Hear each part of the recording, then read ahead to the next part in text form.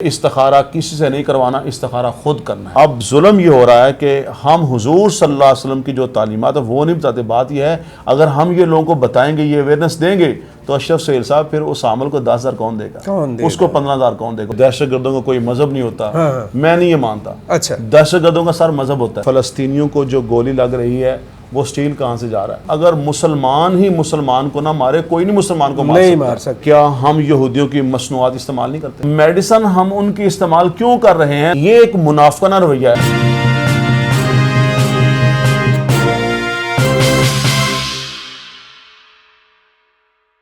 اچھا حضرت صاحب، ایک اور ذرا بتائیے گا کہ ہمارے معاشرے میں یہ جو پیری فقیری ہے اور عاملین ہیں، اور وہ اب تو دعا کے لیے بھی کہہ رہے ہیں کہ ہمیں پیسے دے دیں، ہم جا کے دعا مانگ لیں گے، اور خاص طور پر یہ شادی بیاہ کے حوالے سے استخارہ کروایا جاتا ہے اور کیا جاتا ہے، یہ کیا معاملات ہیں؟ ذرا اس کے بارے میں بھی ذرا جو دین کی جو ایک روح اور تعلیمات ہے اس کی روشنی میں ذرا بتائیے گا۔ اشرف سہیل صاحب، اس وقت استخارہ سینٹر کھلے ہوئے ہیں جی اور بالکل۔ ان استخارہ سینٹرز کے اندر پیسے لے کر استخارہ کیا جاتا ہے۔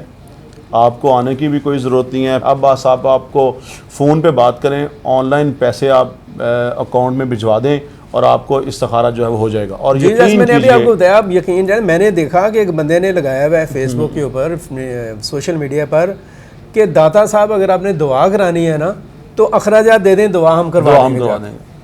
اچھا، اور وہ انگلینڈ سے دعا کروا رہا ہے، کہ امریکہ سے کروا رہا ہے، جو نہیں آ سکتے، تو وہ دعا کروانے جا رہے ہیں۔ وہ نا اشرف سہیل صاحب، میں ایک دفعہ ایک پیر صاحب کے پاس بیٹھا ہوا تھا، تو ان کو کسی نے کال کی اور کہا کہ پیر صاحب ہم استخارہ کروانا ہے، تو یہ بچی کا کوئی رشتہ ہے تو آپ یہ کر دیں۔ تو انہوں نے کہا جی آپ 10 منٹ کے بعد دوبارہ کیجئے تو میں آپ کا استخارہ کرتا ہوں۔ تو 10 منٹ کے بعد جب دوبارہ ان کی کال آ گئی تو وہ میرے ساتھ گپ شپ میں مصروف رہے۔ 10 منٹ کے بعد کال آئی، یس کی، انہوں نے کہا جی آپ کا استخارہ ہو گیا ہے اور آپ کا یہ جو رشتہ ہے یہ یہاں پہ ٹھیک نہیں ہے ٹھیک۔ اچھا، وہ انہوں نے فون بند کر دیا۔ تو میں نے کہا جی آپ نے کس ٹائم استخارہ کیا؟ آپ نے ایک تو جھوٹ بولا، آنے والے کل کے متعلق آپ جانتے ہی کوئی نہیں ہے کہ کل کیا ہونے والا۔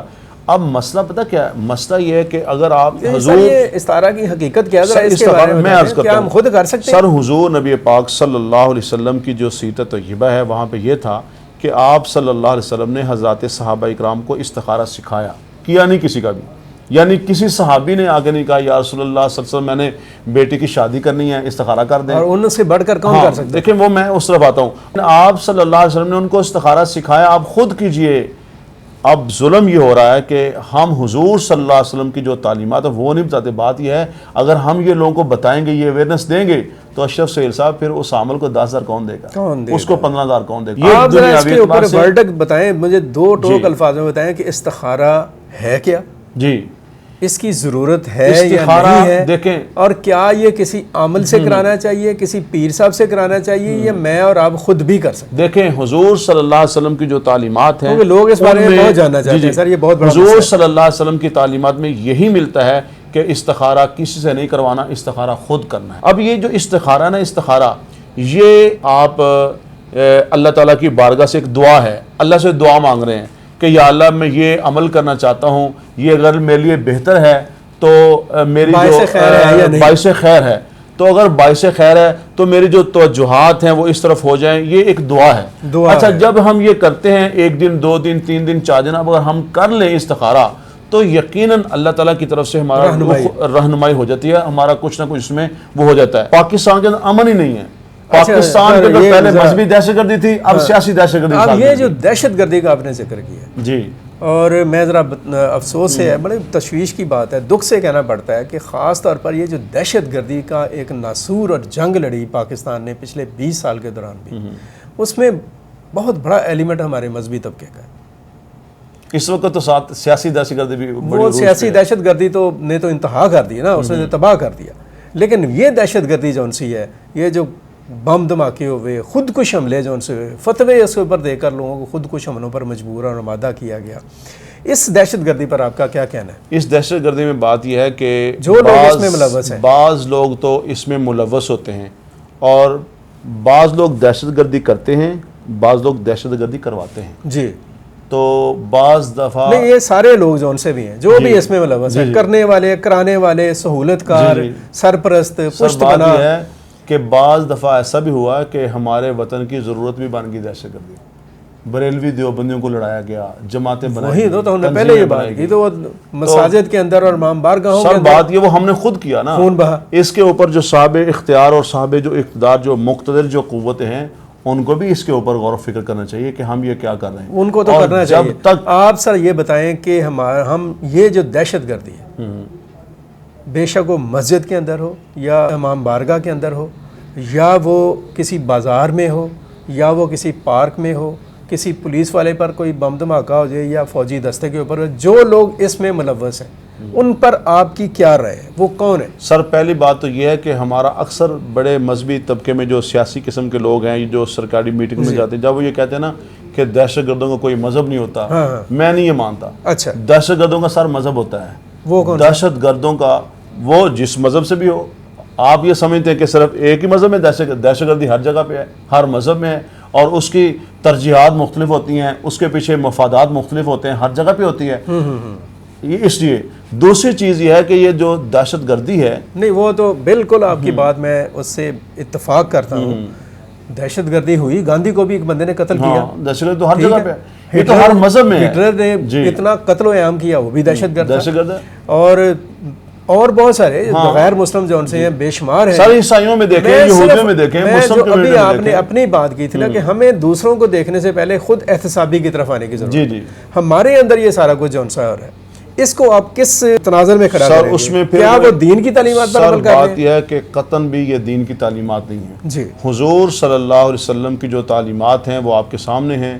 हुजूर सल्लम की ज़िंदगी में सीरत तय्यबा में किस तरह गैर मुस्लिम जो थे आते थे, उनको कैसे ठहराया जाता था कि अगर मुस्लिम को गैर मुस्लिम के साथ ये रवैया इख्तियार करने का हुक्म दिया गया कि उनसे ये कहा गया वो दुश्मन जो तुम्हें मारने के दर पे है, जो तुम्हारे बच्चों को नहीं छोड़ता, तुम्हारी बच्चियों को नहीं छोड़ता, तुम्हारे बुजुर्गों को नहीं छोड़ता, उन दुश्मनों की सरजमीन के ऊपर भी जब उतरो तो उनके चश्मों का पानी नहीं बहाना, उनके दरख्तों के पत्तों को नहीं तोड़ना, बूढ़ों को नहीं कत्ल करना, बच्चियों को नहीं मारना, बच्चों को नहीं मारना, माओं को नहीं कत्ल करना, हत्ता कि यहाँ तक भी कहा गया कि उनके जो मजहबी पेशवा हों उन्हें कत्ल नहीं करना। तो उन्होंने तो जंगों के भी असूल तय कर दिए। ये जो तालीमात हैं अगर गैर मुस्लिम के लिए ये है, और गैर मुस्लिम भी वो जो हर वक्त तुम्हारे कत्ल के दर पे है। मेरा ख्याल ये है कि हमें अपने आप को देखना होगा, हमें अपने आप को दुरुस्त करना होगा, हमें हुजूर सल्लल्लाहु अलैहि वसल्लम की तालीमात को देखना होगा।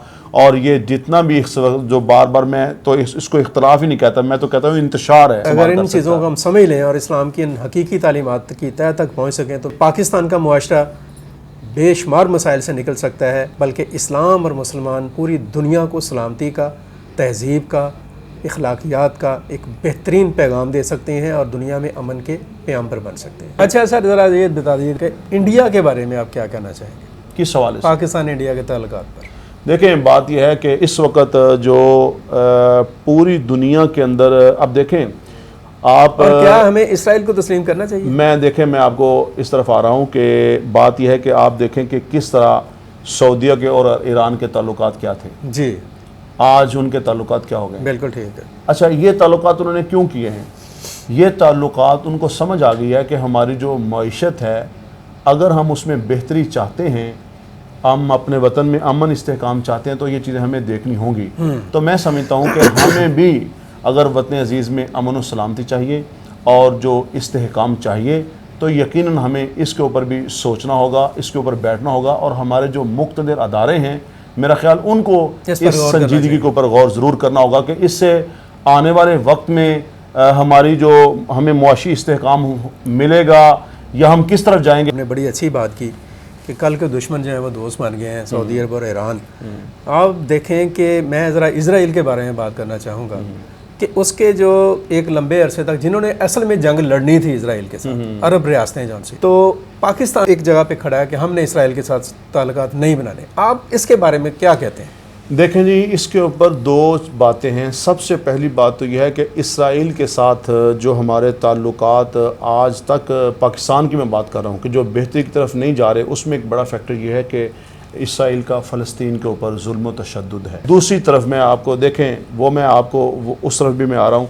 बात यह है कि फ़लस्तीनियों को जो गोली लग रही है वो स्टील कहाँ से जा रहा है। बात यह है कि जो मुसलमान, अगर मुसलमान ही मुसलमान को ना मारे, कोई नहीं मुसलमान को मार सकता। मैं वही तो आपसे बता रहा हूँ कि जो फ़लस्तीन का जो मुकदमा है जी, उसको लड़ने वाले तो خود عربک ورڈ کو ہونا میں چاہیے وہی تھا. کہہ رہا ہوں نا کہ وہ کمپرومائز کر رہے ہیں. compromise کر رہے ہیں. ابھی 4-6 دن پہلے اسرائیل کا ایک جہاز سعودی عربیہ میں اترا ہے فنی خرابی یا پیٹرول کی کمی کی وجہ سے, اور اتنی مہمان نوازی کی گئی ہے اس کے مسافروں کی. سہیل صاحب, بات یہ ہے کہ آپ جہاز کو چھوڑیں, آپ یہ مجھے بتائیں کہ کیا ہم یہودیوں کی مصنوعات استعمال نہیں کرتے؟ بالکل کرتے ہیں.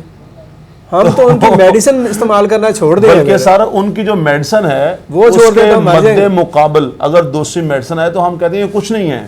تو میڈیسن ہم ان کی استعمال کیوں کر رہے ہیں؟ تو ہمیں پھر پتہ کیا, یہ ایک منافقانہ رویہ ہے. جو ہمارا مذہبی طبقہ ہے نا, وہ جب یہ بات کرتا ہے کہ جی پوری دنیا میں سودی نظام ہے, اچھا وہ سودی نظام کہتا ہے کہ اللہ اور اس کے رسول کی جنگ ہے اور یہ بڑی خطرناک چیز ہے, سارا کچھ ہے. اچھا یہ پورے کا پورا جو معاشی نظام ہے نا, یہ انہی کے پنجے کے اندر جکڑا ہوا ہے.